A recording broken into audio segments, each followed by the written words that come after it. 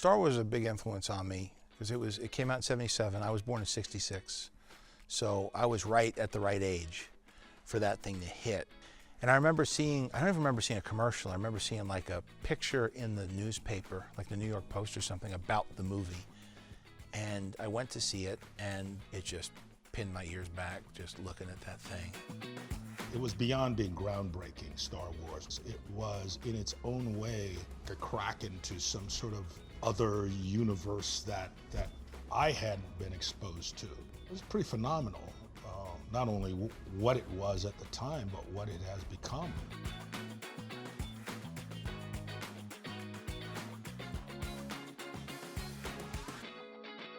We wouldn't be able to do this show without Dave Filoni. I think he is the truest lover of the material. We can all try to compete to his level of love for the world of Star Wars, and we would all lose against him. And they're all really talented, but the big difference is what kind of person are you? And they're all just really wonderful people that are easy to get along with, easy to work with.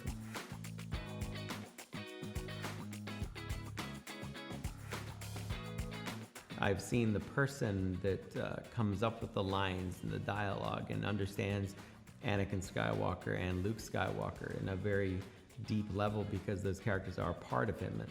And for my part, you know, joining Lucasfilm, I always respected that. I never felt that Star Wars was something that was mine.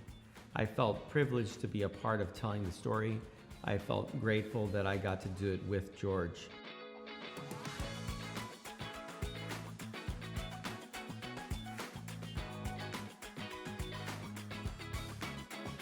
The idea is that, you know, he's relatable. We're all kind of covered in our own armor and terrified of taking that armor off.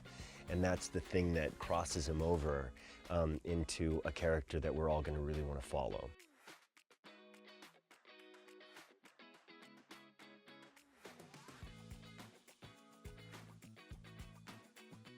The sets are bigger than they were on Jungle Book, but it's essentially the same formula.